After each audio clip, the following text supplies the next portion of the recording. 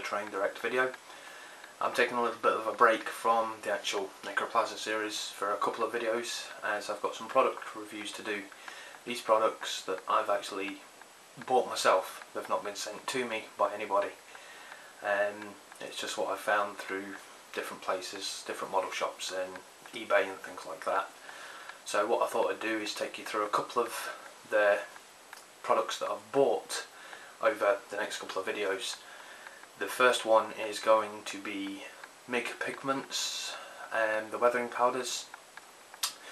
The next one after that will be a casting resin, which I was a bit sceptical about getting into, but after a couple of, well, actually after my first attempt, it actually went really well, so I'm really chuffed with that one. So I thought it'd be interesting to show you that one because it is super easy to use. The weathering powders, I've got a lot to learn from those as yet, but I thought I'd give you a little bit of a review on what I've found for the first time in actually using them, and hopefully this will be a little bit interesting for you as well. So without further ado, we'll go over to the bench and we'll go and have a quick review and look at what these actually do. Okay, see you in a minute. So, welcome over to the bench. So this is basically what you get in this set. This set is actually the Rust and Smoke set by Mig, and I bought this from a model shop online. First of all, the bottle's definitely unique. Never seen a bottle like this before, and I'll just go through a couple of I'll go through the colours that you actually get in the Rust and Smoke kit. First one's Vietnam Earth. We get a Ashes White, Industrial City Dirt, a Black Smoke Powder, Light Rust and Standard Rust. So I've done a couple of experiments with these so far, and basically I've used these three, which are the two Rusts and the Earth. So we'll move those over to one side, and as you can see, they're nice powders. Pop open lid bottles and you have like a kind of granulated powder inside, which does break up quite easily. So all in all, that's the colour. It's almost like an orangey colour, like a brown orange, and that's just a very light sort of sandy brown colour. Okay, so I'll get my experimentation board to actually show you where I got and how these pigments actually act. Okay, so I'll get you in a little bit closer here, and we'll start with this one over here, and I'll use the tip of my brush here. Okay, to start with, we'll start over from right to left. This one here, no, we will actually, yes, we will start with this one, because this one was placed, this is just black primer onto foam core. I thought it would be good, because most of the time black shows everything up a little bit better, as I feel. So over here we have Vietnam Earth, and this is straight from the bottle, applied with a brush, directly dry. No water, no nothing, straight onto the board and brush direct down. My finding so far is it tends to stay uniformed in colour pretty much all the way. So for streaking, that's probably not going to be terribly good. The next one, disregard that one, that was an experiment that went horribly wrong. On this one we have the Light Rust. Pretty amazing colour. It's like a fiery sort of orange, and basically what I've done here is I started off with the pigment at the top and I dragged it down. Okay, so this pigment actually does seem to stay dark at the top and light at the bottom, so there's a potential there for streaking. Maybe not using it dry, as we'll see later. And this one is a Standard Rust. Again, it has potential of going from dark to light, but what I've done with this one is I actually brushed it over very lightly and then brushed another coat just over the top. So I was getting there with applying it dry.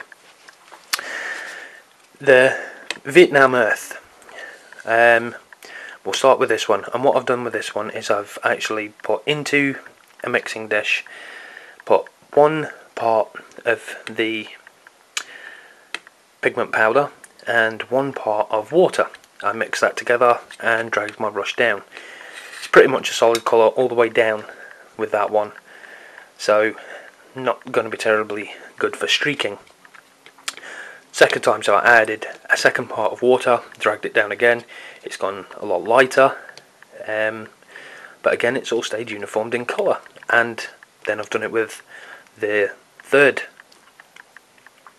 drop of water and dragged it down, and again it stayed completely uniformed in colour, though it has got lighter each time I've done it. With the light rust, again it stayed pretty much uniformed. And again with 2 parts there's not very much of a colour change between the two. Dragged it down, it stayed uniformed in colour, and again with 3 drops uniformed in colour.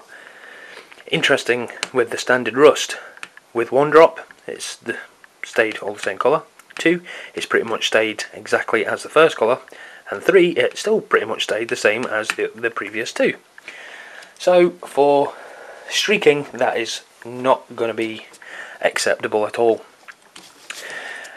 Next is what I've done here is I've actually applied the powder directly onto the board and then taken 1 part water after this had settled for a good 10 minutes on the actual board. Is I'd brush down with 1 drop of water. Now this is the sort of effect that I am actually looking for, and this is what I'm going to be doing with it. See if I can get a little bit closer there. Okay, so what I've done here is I've dropped 1 drop of water and then I've brushed it down with the brush, and as you can see it's gone, a lot of the actual powder stayed where it is and it's blemished in the middle, so everywhere the water has actually touched it's dragged it away. For me that's working. That's now actually looking like an outline of a streak. I'm still need to hone my skills a little bit to get the actual effect that I'm looking for. Banged into the camera there, sorry. But basically this has potential. This method has potential for me for doing what I need it to do. And again with the standard rust, again dropped a piece of water here, just let it settle, then brushed it down, and as it goes down the gradients have changed. So again there's another example of how dropping the water onto the powder after it's settled is going to work. So with that, I think that's the method that I'm going to be going for. I was going to go in and try and experiment with an alcohol as well, but I've decided against using the alcohol for now. For one, I don't have any. 2, I'm not sure if I'll get any difference of an effect. This is actually looking exactly how I want it to look. I just need to hone my skills a wee bit more with it, so another couple of practice pieces later and I'll probably have it. So all in all, Mig products, Mig Pigments. I've only ever used the Vallejo pigments before. These seem to be better than the Vallejo, though saying that each company has its strengths and they have their weaknesses. So far this definitely has a strength because the colour inside the actual pigment is very, very strong. Very, very pleased with how the colour is actually coming out, so I'm quite happy with the Mig Pigments. And also for the Necroplasm series on my weathering I will be using the Mig Pigments, and that will be my choice. Whether or not I actually stay with that through all the rest of my models, who knows. But for now, the Mig Pigments are going to find a place right in with all the rest of my paints. So that's the Mig Pigments. Next I have in the next video I have a resin video to do, like a product review on resin, so stay tuned for that. That one will be coming up very shortly. So from me, happy wargaming.